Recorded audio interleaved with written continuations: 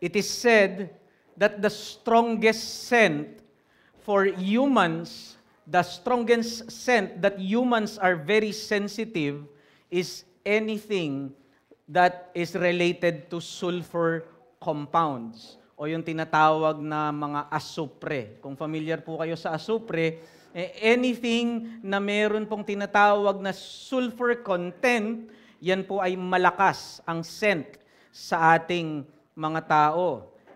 Halimbawa po ng mga sulfur compounds ay yung mga nabubulok na itlog, kung kayo po ay nakaamoy na yan. Kung kayo rin po ay nakaamoy na rin ng decaying meat, halimbawa po ay patay na daga. Alam niyo po yung amoy niyan, no?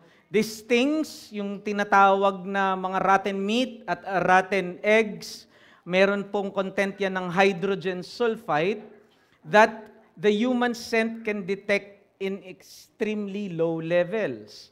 In fact, it can be detectable, may panukat po sila, even dun sa 0.0005 parts per million, yung ppm, yung parts per million, yun yung panukat ng pangamoy. Kahit 0.0005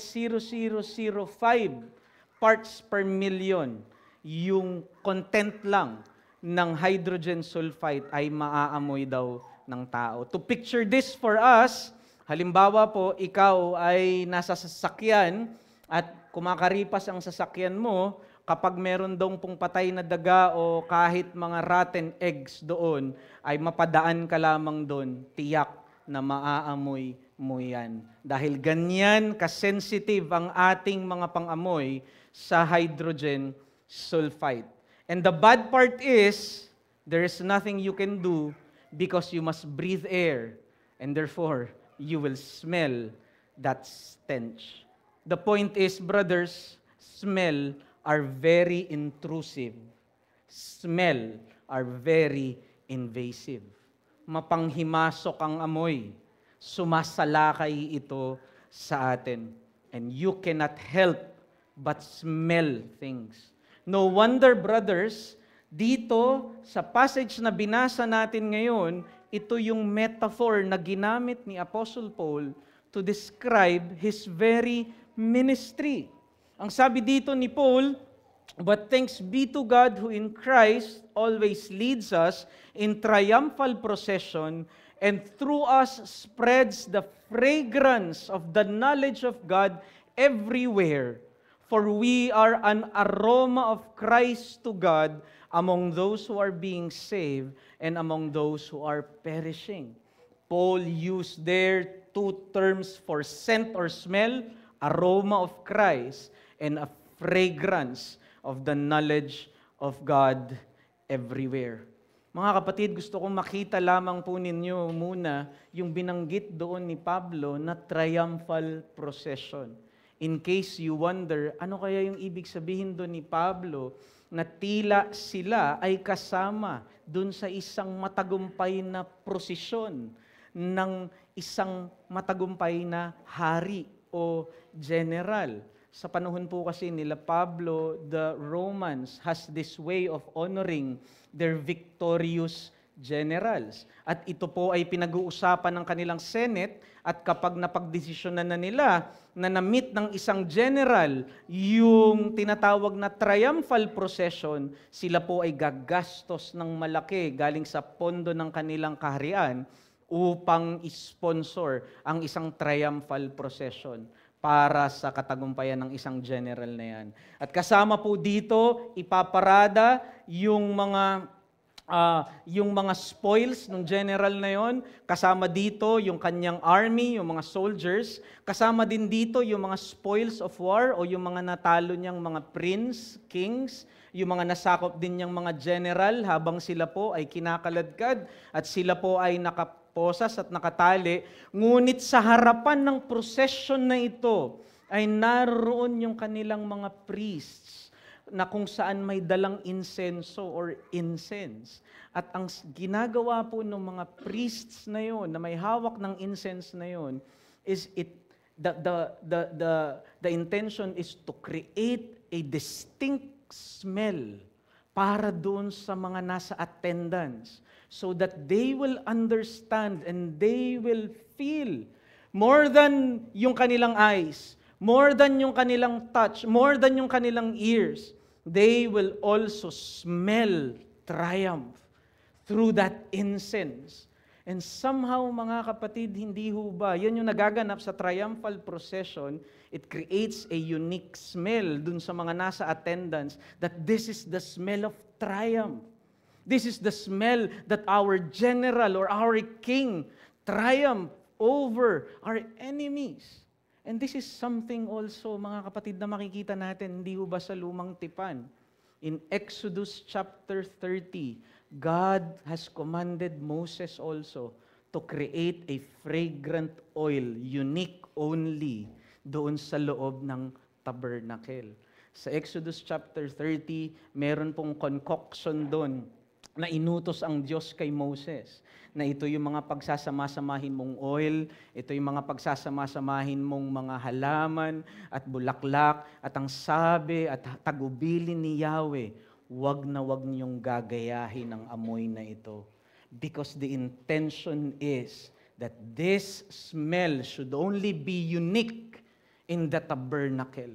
And every time the Israelites smell that fragrant oil, they know they are inside the tabernacle.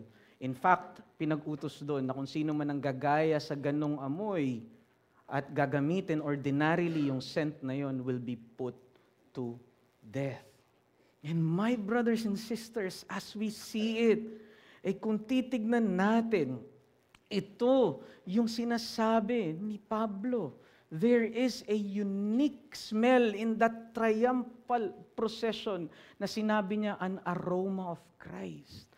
Siya ay kasama, nakikita ni Pablo ang kanyang sarili na kasama dun sa triumphal procession na yon ng kanyang hari. And his life and ministry is creating a unique smell either for death to death or either for life to life sa lahat ng makakaamoy nito.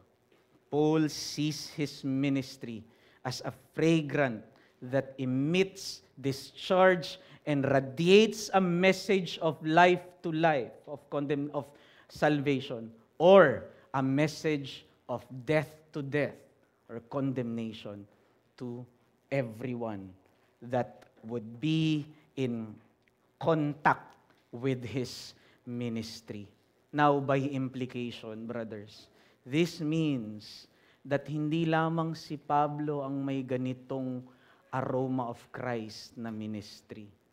Tayo rin, by implication, bilang iglesia ng Panginoong Jesus, has also this God-given duty and privilege to spread the aroma of Christ regarding the knowledge of God everywhere.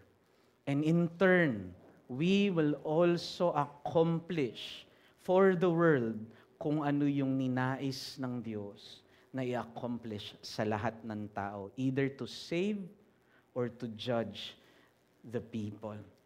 We are a fragrance from death to death, or a fragrance from life to life. Indeed, this is such a privilege to be included in that triumphal procession with Christ. And hindi ba dun sa Ephesians chapter 3 na binasa ni Deacon Aaron kanina, yan yung sinabi ni Paul somehow.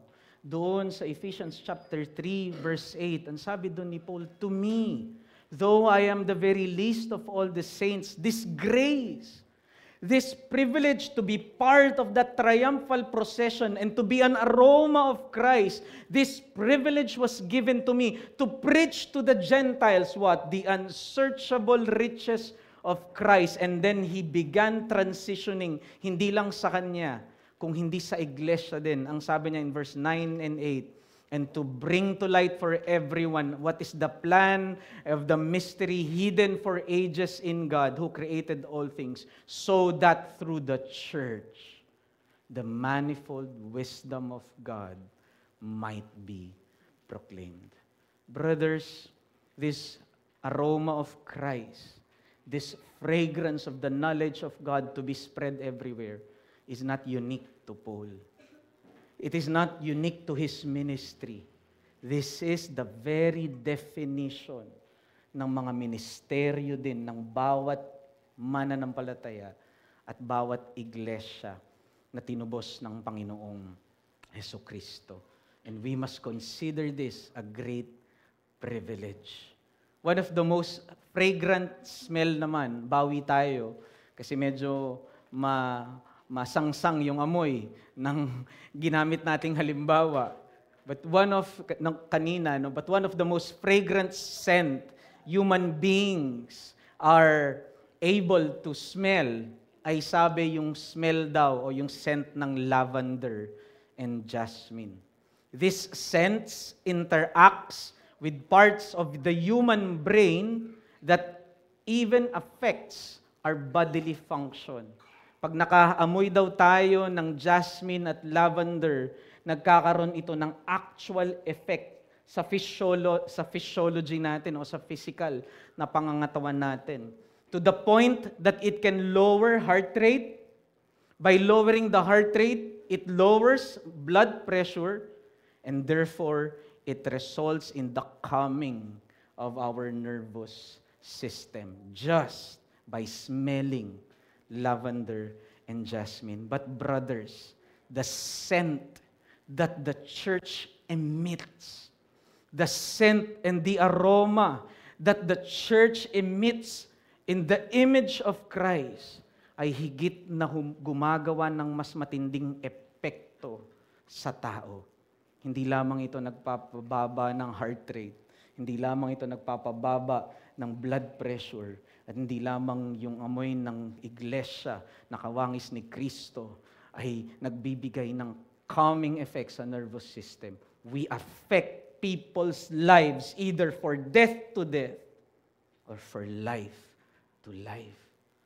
That is the very ministry given to us by God in our very hands as a church and as an individual Christian. And so I pray, this 2025, itong taon na ito ng 2025 bilang isang iglesia, may we see this glorious task.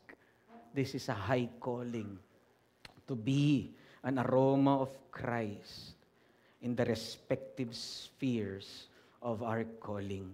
Brothers, we are never to emit our own fragrance. We are never to invent our own aroma, but to become Christ's aroma, pleasing to Him, accomplishing His divine will for all people. And hindi ho ba ito yung dangers sa atin bilang mga mananampalataya at kahit sa bawat iglesia? Na lumikha tayo ng ating sariling scent, na lumikha tayo ng ating sariling mga fragrance. And you can see that, hindi ho ba, doon sa ibang mga kiosk na nakikita ko, create your own fragrance. May mga fragrance na ginawa ni ganito, ginawa ni ganyan. But there is, create your own. But that is not our calling. God has concocted, He created a scent, an aroma in the likeness of Christ that we as His church should discharge and emit to the world. At yung amoy lamang na yan, at tanging yang halimuyak lamang na yan, ang makatutupad ng kanyang layunin sa tao. Because when we begin to create our own scent, we will begin to compromise. And we will not fulfill God's purposes for us. And that is the spreading of the fragrance of the knowledge of God everywhere. It is no longer the aroma of Christ. It is your aroma. It is the pastor's aroma. It is the deacon's aroma. It is our own. But that is not our high calling. At hindi yan ang pinamuhay ni Apostol Pablo. Hindi ho ba hindi na nakapagtataka na maraming mga churches ngayon ang lumikha ng kanilang sariling aroma dahil iniiwasan nila yung suffering, iniiwasan nila yung discomfort, at dinidinay nila yung mga karamdaman. And so, anong gagawin nila? Ikokompromiso nila ang kanilang ebanghelyo at pananampalataya. Ang gagawin nila ngayon, para yumaman yung marami nilang mga miyembro, ang ipapangaran nila ay isang prosperity gospel. para yung mga karamdaman ay magkaroon ng kasagutan. Magkikreate sila ng mga healing ministries na kapag hindi ka gumaling, kasalanan mo kasi mababa yung pananampalataya mo at hindi sapat yung faith mo. At maraming mga iglesia dahil lang gusto nila dumami lamang sila at dumami lamang yung mga mananamba nila, lilikha sila ng mga banda, ng mga ilaw at ng mga tugtugan para maging entertaining sa maraming mga tao upang mas makalikom ng maraming salapi. Kinakalakalang salita ng Diyos. Lumilikha ng sariling halimuyak at amoy ang hindi nila alam ito'y isang masangsang na amoy sa harapan ng Diyos. Brothers, we speak. Notice that. I want you to see that in verse 17. Please open with me in verse 17. In 2 Corinthians chapter 2, the main verb there is we speak. Hindi ito makapture nung ating translation. Pero napakaganda ng arrangement ni Paul dyan. Ang main verb dyan is we speak. At lahat nung adverbial phrase o yung nagmo-modify doon sa we speak, ang sinasabi ni Pablo doon, we speak as commissioned by God. We speak as men of sincerity. We speak in the sight of God. And we speak in Christ. Yung lahat ng yun ay tumutukoy at nagmo-modify dun sa we speak. We speak as commissioned by God. We speak in the sight of God. We speak in Christ. And we speak as men of sincerity. Yan ba yung larawan din ng ating iglesia? We speak as a sincere church. We speak as commissioned by God. We speak in the sight of God in all integrity. And we speak in Christ. And so brothers, ito po yung mensahe na nais ko lamang iwan sa atin sa umagang ito. Tandaan po natin mga kapatid, ang ministeryong itinakda ng Diyos na magsakatuparan ng kanyang layunin ay ang ministeryong hugis krus ang halimuyak na siyang itinakdang sasalakay sa pang-amoy ng lahat ng tao. What pleases God is a cross-shaped fragrance. At tanging yan ang tinakda ng Diyos. The kind of scent that will invade the very sense of smell ng lahat ng mga tao. And God will accomplish His will in their lives, either for salvation, life to life, or condemnation, death to death. But if we create other scent, we will abandon that mission. Ngunit ang tanong sa atin, mga kapatid, ano po ba yung uri ng ministeryo na ito? Na lumilikha ng isang hugis krus na halimuyak na nakalulugod sa Diyos. If this year, 2025, we have this whole year para bilang isang iglesia ay sundin ang mandato ng Panginoon sa atin. To be a scent, a fragrance of life to life and death to death. We must define, ano ba yung isang Christ-like aroma na hinihingi ng Diyos? First, I believe two things. Integrity, and second, industry. Isang ministeryong may katapatan at isang ministeryong may kasipagan. Integrity and industry. First, mga kapatid, integrity. Ministeryong may katapatan. In verse 17 ulit, mga kapatid, ang sabi dyan ni Pablo, yun yung magiging key verse natin, sa first point, for we are not like so many peddlers of God's word, but as men of sincerity. Notice, dito, may makikita po kayong strong negation o pagtatanggi kay Pablo. Ang sabi ni Pablo, for we are not, hindi kami. And somehow dito, maalala ninyo, binabalikan ni Pablo yung mga nag-aakusa sa kanya, kung maalala niyo sa chapter 1 na tinalakay natin. Di ba, maalala natin na yung iglesia sa Corinto ay medyo problematic na church. At merong mga super apostles, matapos na dalihin ni Titus yung severe letter ni Paul, at marami sa kanila na nagrebel kay Paul ay nagsisi, ngunit ang balita ni Titus ay may nananatili pa ring ilan na nagre-rebelde sa kanyang apostolic authority. And so, binalita ni Titus na ito'y nanggagaling doon sa mga super apostles na nagtataas ng kanilang mga sarili at ang intensyon nila ay ikalakal ang salita ng Diyos. Dahil kapalit ng kanilang mga pagtuturo ay kanilang pineperahan yung mga taga-Korinto. At ang unang-unang makikita nating sinabi dito ni Pablo is a strong negation in comparison to the super apostles. We are not like so many peddlers of God's word. Napakaganda mga kapatid ng salitang ginamit ni Pablo na yan na peddler. Alam niyo po, ito'y karaniwang ginagamit sa kanilang panahon doon sa industriya ng fine pottery.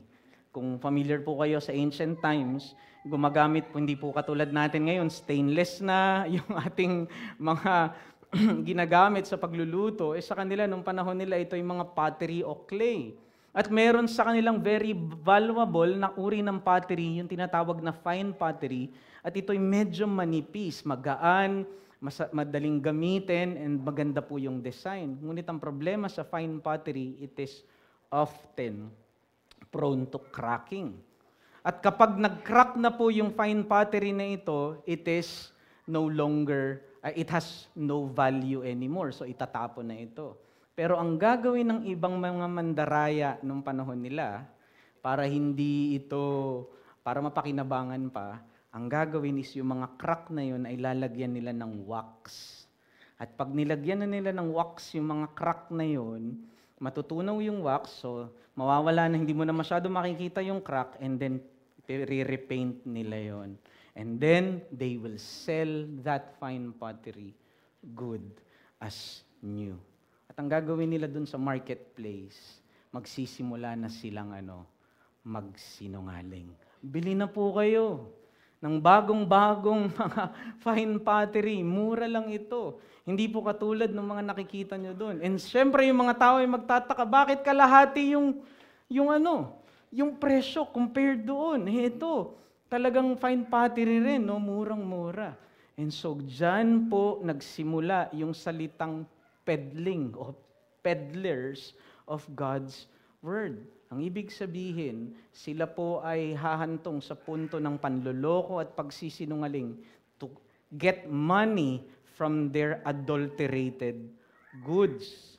And so, kung naaalala nyo po, sa Divisoria, sa Quiapo, hindi ko naman po sinasabing lahat, pero karaniwan po makikita natin, doon po ay marami ding mga peddlers o mga hucksters na tinatawag. They will sell their adulterated goods in a very low price, pero may catch po iyan. At yan ang tawag po dyan na mga peddlers. Now notice, this is an important issue sa time ni Paul dahil marami pong mga teachers na nagbebentas ng mga false wisdom nila by tricking their listeners in return for their money. Yan po yung nangyayari sa time nila. At ang sinasabi ni Pablo, yung ministeryo niya is nothing like this money-making ministry ng mga opponents niya na nag-aakusa sa kanya. Because their intention at the end of the day, it was Paul who planted the church in Corinth. At dahil nandun na yung iglesia sa Corinto, itong mga super apostles na ito, gusto nilang kunin ngayon yung iglesia na yun at isway sa truth ng gospel so that these people will give to them at papakinabangan nila yung mga tao na ito. But Paul will have none of that. Hindi niya gugustuhin mangyari yun because at the end of the day, these people will not only lose money, they will lose their very souls sa mga kasinungalingan ng mga false teachers na ito. And that is why in chapter 4, verse 2, anong sabi ni Paul? In a chapter after, but we renounce disgraceful underhanded ways, and we refuse any practice of cunning or tampering on the very word of God. Yun mismo yung ginagawa ng mga peddlers. They tamper doon sa yung genuineness ng mga goods in order for in return magkaroon sila ng better bargain or trade para sa kanila, but to the extent of lying and adulterating the pure gospel of Christ. But Paul here defined his ministry. At ang ginamit na word ni Paul para i-define yung kanyang ministry is sincere. Sabi niya doon, for we are not like so many peddlers of God's word. Tapos gumamit siya ng adversative conjunction na but, sabi niya, but we are men of sincerity. Napakaganda po ng word na sincerity. Galing po yun sa Latin word na sine cera. Sine means without, cera means wax. Without wax. Nung panahon po kasi nila, yung mga matatalinong buyer na alam na pwedeng lagyan ng wax yung mga crackpots na yun, ang ginagawa ay tinatapat sa araw yung mga pottery na yun na sobrang mura. At kapag tumapat yun sa init ng araw, possible na matunaw yung mga wax na yun. And kadalasan, dahil may wax yun, it will always appear more darker yung mga cracks na yun. And those who are honest will always put doon sa kanilang mga binibenta, sine cera, without wax, sincere. Brothers, yan po ang definition ng ministry ni Apostle Paul, without wax. His ministry is characterized by integrity. In fact, yung iba sa Greek, ang sinasabi dito, ito yung tinatawag na sun testing. Sun judged. Ibig sabihin, hinusgahan ng araw. Hinusgahan ng sinag ng araw.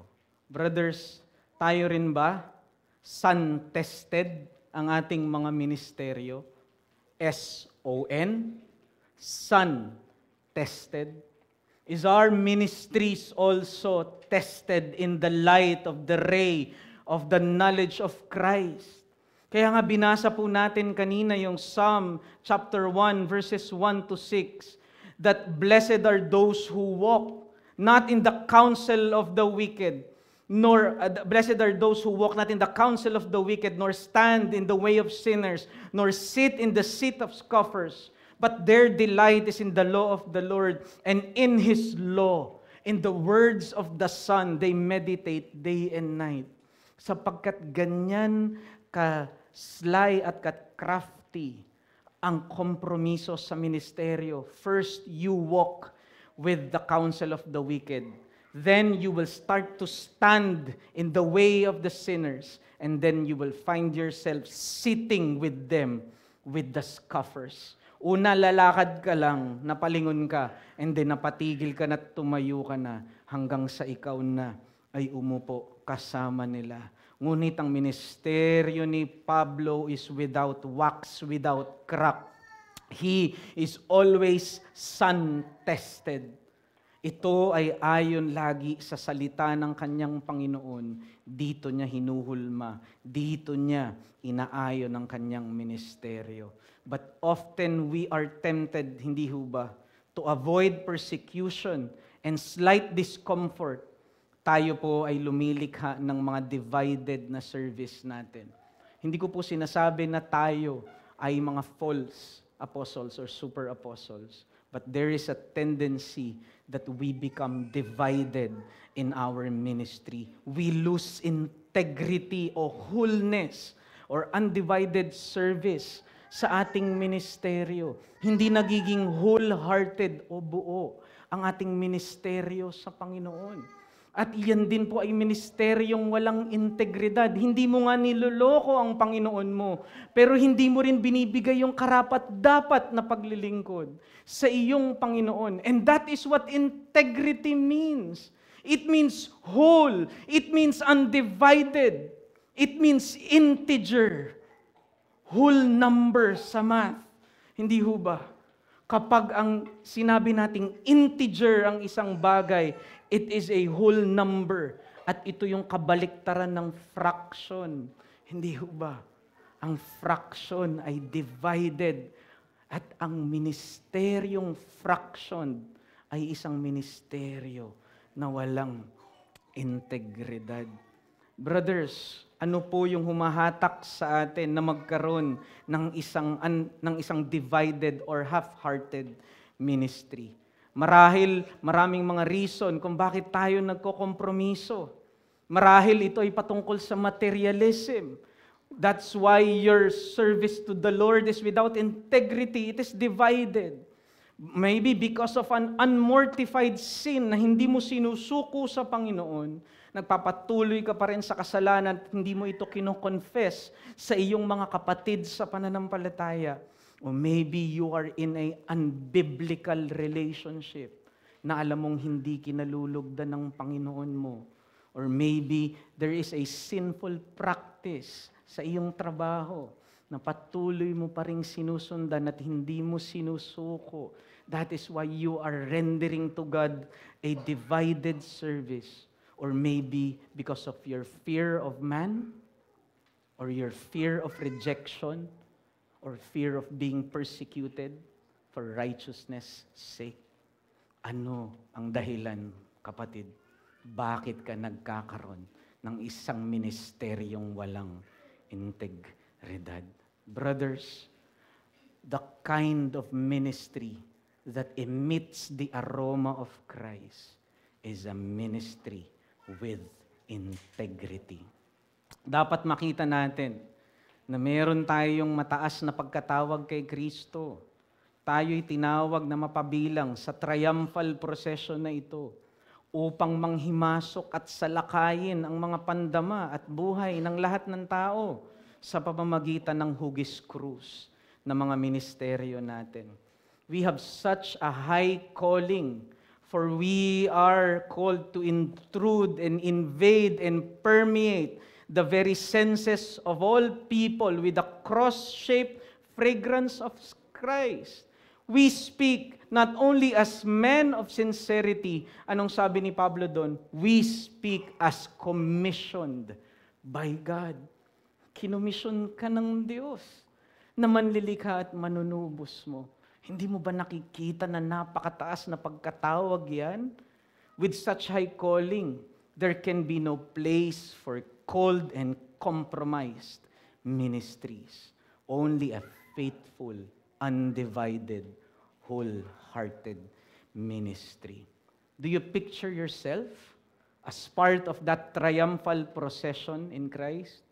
Do you see yourself as part of that Christ parade of victory when He announces through you and through our church that He is King and Lord over all? Therefore, all people must bend their knee to Him. Brothers, kung ikaw ay nasa gitna ng ganyang triumphal procession, kaya mo bang makilahok doon sa prosesyon na yon nang merong apathy sa puso mo, ng kawalan ng pakialam, ng kawalan ng involvement?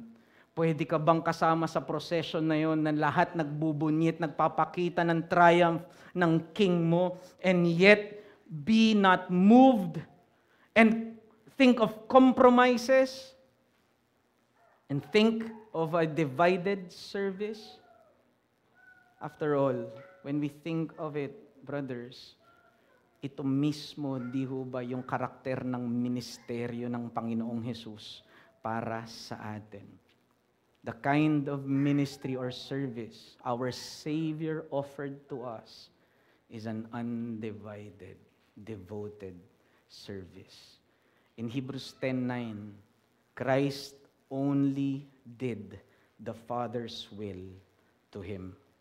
In Luke 22:42, Christ in the Garden of Gethsemane prayed, "Not my will, but yours be done." In John 17:1-5, sa high priestly prayer ni Jesus Christ, ito yung panalangin niya, "Father, the hour has come. Glorify your Son." Why? This is the reason of Christ. "For I brought glory to you here on earth by completing the work you gave me to do." And what is that? As a high priest, to represent his people and die for their sins. Even in the face of great discomfort, persecution, and even in the face of death, Christ rendered to us an undivided, devout, faithful service. No wonder in Hebrews 8:6, anong sabi ng writer ng Hebrews sa ministry ni Christ para sa atin?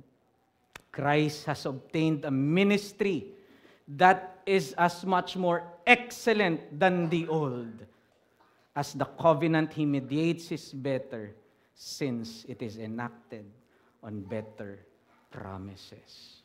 That better promises, we must remember, is grounded on the better high priest. The only reason kung bakit may better promises sa new covenant is because we have a perfect high priest. His perfect ministry ushered in that new covenant. And so this 2025, brothers, hayaan niyo po na hamunin ko ang ating iglesia. Inawa po, linangin natin ang mataas na pagpapahalaga sa isang matapat na ministeryo. Magkaroon po tayo ng high regard sa isang faithful ministry. Hindi lang yung makapagbigay ng ministeryo, but may we have a high regard to a faithful, undivided, devout Christian ministry. Ipinag-utos ng Diyos na sa pamamagitan lamang nito, ito lamang ang magsasakatuparan ng kanyang layunin. And this will in turn encourage us towards a wholehearted service and will mortify any compromising service to the Lord. By looking at this glorious calling, we are taken up from the ditch of sin and fear of man and fear of rejection to the high calling of being included in Christ's triumphal procession. Armed with this fact that we have a God-given cosmic duty to shake the very foundations of this world and trample the very gates of hell for our King Christ. And so, brothers, for 2025, let us put away half-hearted and compromised ministries and let us serve Him with integrity. Let us serve Him with wholehearted devotion. Last June 9, mga kapatid, nagkaroon po tayo ng pag-witness, last January 9 rather, nito lamang pong past week, ay nakita po natin yung prosesyon sa traslasyon doon po sa Nazareno. It's another kind of procession, hindi ho ba? Hindi katulad ng prosesyon that we are involved in a triumphal procession with Christ. Nakita natin sa prosesyon na ito, people are devoted. They are really undivided in their service. They are willing to risk life and limb para sa kanilang debosyon, sa kanilang Nazareno. It will be a great insult in the new covenant of Christ if we don't serve Christ greater than what those people has demonstrated. Brothers, bumalik tayo sa napakataas na calling natin sa isang triumphal procession na ito. At makita natin ang example mismo, halimbawa mismo, ng paglilingkod ng ating Panginoong Hesukristo. At hamunin tayo niyan sa isang paglilingkod na may katapatan, integrity. But the second, brothers, is industry, or paglilingkod na may kasipagan. Brothers, in verse 12 and 13, basahin ko lamang and Quickly, we will end in this second point.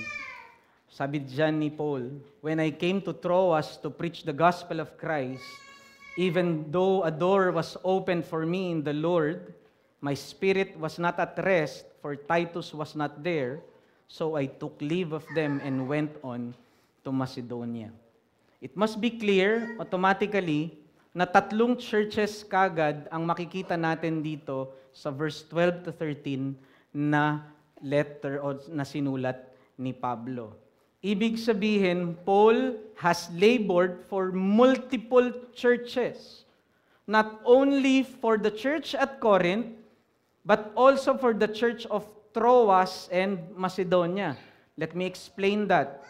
Pero bago yan, winawarningan ko lamang po kayo na merong mga commentators ang nagsabi na nag-open ng doors ang Panginoon ng ministeryo kay Pablo and still iniwan daw niya yung Troas. Kasi yan ang sinabi dun sa verse 12, because Titus, my brother, was not there, therefore I took leave of them and I went to Macedonia. Iniwan daw niya yung ministry sa Troas para pumunta doon sa Macedonia. So lumalabas kahit nagbukas ng ministeryo ang Diyos doon sa Troas, dahil distress yung spirit ni Paul, iniwan niya yun para pumunta sa Macedonia. But that is not true.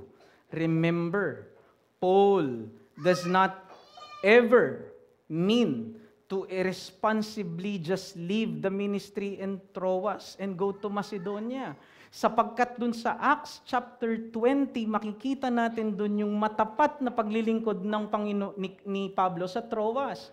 In fact, doon, kung maaalala ninyo, yun yung account na may nahulog na pangalang Eutychus doon sa bintana dahil buong araw at magdamag si Pablong matapat na nangangaral ng salita ng Diyos. So hindi ibig sabihin na sinabi ni Pablo, I took leave of them, those who are in Troas, to go to Macedonia, iniwan na lamang niya yung ministry niya dun sa Troas para pumunta sa Macedonia. No, he was faithful. In fact, the church of Troas is one of the most visited church by Paul. 3 times in every missionary journey ni Pablo, binisita niya yung iglesia sa Troas. Ngunit ang nakamamangha dito, mga kapatid, ay sa kabila ng distress ni Pablo at sa kabila ng kanyang kabagabagan, ay ang naiisip niya hindi lamang ang iglesia sa Troas, dahil wala si Titus doon, kasi dala ni Titus yung response ng mga taga-Corinthians, kung ano yung response nila doon sa kanyang severe letter, kaya minit niya si Titus sa Macedonia. Pero sa Macedonia, anong church yung meron doon? Philippi, Thessalonica, and Berea. Therefore, there are 3 churches that Paul is ministering to. Dahil pagdating niya doon sa Macedonia, doon din niya sinulat itong 2 Corinthians. While he is ministering to the Thessalonians and the Philippi church, he is also writing his letter para doon sa mga taga-Corinto. And that is the very letter we are studying right now. Brothers, ang point ko lamang dito, Paul's ministry, even in the midst of distress, is characterized by abounding labor. Umaapaw yung labor ni Pablo para sa kanyang Panginoon. He is consistently growing and enriching his service for Christ. Ang serbisyo ni Pablo kahit sa kapighatian ay nagpapakita ng saganang paglilingkod. Sinikap ni Pablo na mapagyaman at mapaghusay ang kanyang ministeryo kay Kristo. And hindi ho ba ito ang kadalasang nagiging problema natin? Instead na mahusay na ministeryo, instead na malagong ministeryo, tayo nahuhulog sa isang inconsistent na paglilingkod at isang mediocre na serbisyo sa ating Panginoon. The word industry, brothers, is very interesting. Ginagamit natin yung word na industry sa food industry, tama? Car industry, music industry.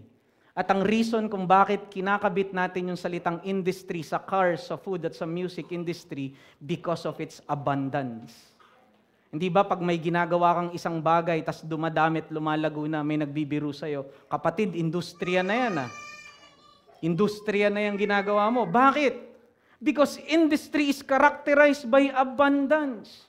And that is what Paul demonstrated in his ministry. He was super abounding in the work of the Lord, serving those who are in Troas, minding the condition of the church, writing to those in Corinth, and even in Macedonia, he was ministering to the church in Philippi and Thessalonica.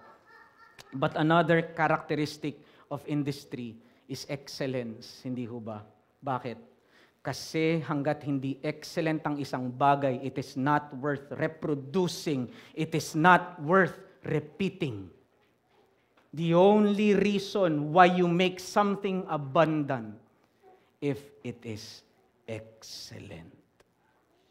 And brothers, hindi ho ba dapat ganyan din ang uri ng ministeryo at paglilingkod natin sa Panginoon? Hindi lamang ito abundant, ito rin mga kapatid ay isang excellent na ministry. Again, this characterizes the very ministry of Christ for us. And that is why the writer of Hebrews said that the ministry of Christ rendered to us a more excellent ministry than that of the old. The ministry of Christ is a more excellent, abounding, eternal ministry. Because He became for us the perfect, excellent high priest, a perfect, excellent prophet, and the perfect, excellent king compared to the Old Testament prophet, priests, and king. Sa ganitong ministeryo ni Kristo, dapat nating iwangis at itulad din ang ating mga ministeryo. And so, bilang tugon at lunas sa mga inconsistent at doon sa mga half-hearted na mga ministries po natin o mga mediocre na ministry natin, makita natin na binigyan tayo ng Diyos kay Kristo ng napakahusay na lingkod. Nang maglingkod si Kristo sa atin sa kasakdalan, sa bagong tipan, siya ay naging perpekto at mahusay na eternal nating hari, propeta at punong pari. Ang kanyang kahusayan sa kabanalan at masipag na pag-ibig sa atin ang nagdala sa mga makasalanang tulad mo at tulad ko sa isang mas mahusay na tipan at isang mas mahusay na pangako. Again, sa ganitong ministeryo nawa natin iwangis ang ating mga paglilingkod sa iglesia. Tulad kay Kristo, ginagamit din ng Diyos tungo sa kanyang layunin, tungo sa buhay, salvation, or condemnation, yung ating mga ministeryo. Ngunit kung may kinakausap ako ngayon sa ating kalagitnaan, na hindi ka pa nakakakilala kay Kristo, at iniisip mo ngayon, pastor, anong halaga nung pangangaral mong yan para sa akin? Hindi pa naman ako parte ng isang simbahan ng iglesia at hindi pa ako tunay na mananampalataya kay Kristo. Kung wala ka pang pananampalataya kay Kristo, kaibigan, at hanggang ngayon ay humahawak ka pa rin sa mga mabubuting gawa mo para sa iyong kaligtasan at kapatawaran, kinalulungkot kong sabihin sa iyo, kaibigan, na dahil dyan sa malimong pangunawa sa kaligtasan, hindi ka kabilang sa mga pinaglingkuran ni Kristo.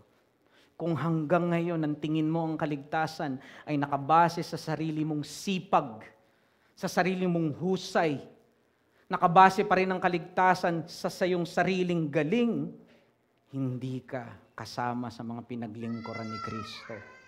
Dahil ang paglilingkod ni Kristo ay inilalapat lamang niya sa mga taong titigil sa kanilang sariling pagsisikap tungo sa kaligtasan. At ang taong ito ay hahawak lamang kay Kristo sa kanyang sipag at husay para sa kanyang kaligtasan. Hindi ang kasipagan mo, kapatid, kaibigan, at mabubuting gawa mo ang daan para sa iyong kapatawaran. Bagkus ito ay ang pagbitiw mo sa sarili mong sipag at sarili mong mabubuting gawa at ang pananangan mo lamang sa ginawa ni Kristo para sa iyo. Gusto kong tandaan mo ito, kaibigan. Ang kasipagan ay may halaga lamang matapos ang pananampalataya. Tandaan mo yan. Ang kasipagan mo at ang mabubuting gawa mo, may halaga lamang yan matapos ang pananampalataya mo kay Kristo. Ngunit kung yan ang gagamitin mo, yung sipag mo at yung mga mabubuting gawa mo para ikaw ay iligtas at sabihin mong mapatawad sa kasalanan mo, yan ang magdadala sa iyo sa kapahamakan. Kaya nga kung ikaw ay nagsisimba sa araw na ito at naririto ka sumasamba sa Panginoon at iniisip mo na kaya ka sumasamba sa Diyos ngayon ay upang maligtas ka, huwag yan ang isipin mo. Baliktarin mo yan, kaibigan.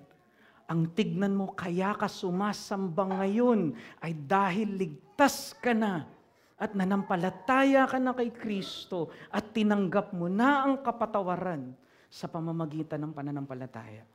Hindi ka sumasamba ngayon para mag-ipon ng husay mo sa harap ng Diyos para suhulan siya. Hindi. Sumasamba ka ngayon dahil sa mabuting balita na kahit hindi tayo gumawa, dahil wala tayong magagawa para iligtas ang ating sarili, sa pamamagitan lamang pala ng husay ni Kristo at hindi ng husay ko, magkakaroon ako ng kaligtasan. Yan ang mabuting balita. Yan ang Ebanghelyo. Bilang pagwawakas, mga kapatid, sa atin naman na miyembro ng Reformed Baptist Church of Malabon at nanampalataya na sa ating Panginoong Hesukristo, nawa ngayong taon na ito ng 2025 ay paghusayan natin ang ating mga serbisyo at paglilingkod sa Panginoon. Ang ating mga ministeryo ay mismong halimuyak ni Kristo sa mundo.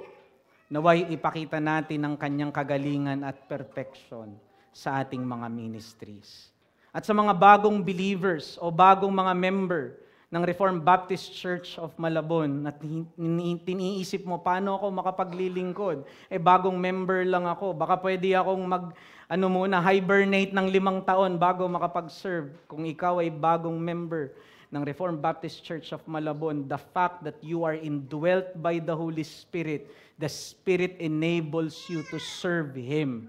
Dahil part ng iyong pagpapasalamat ay ang pagiging involved mo sa ministry ng iyong iglesia.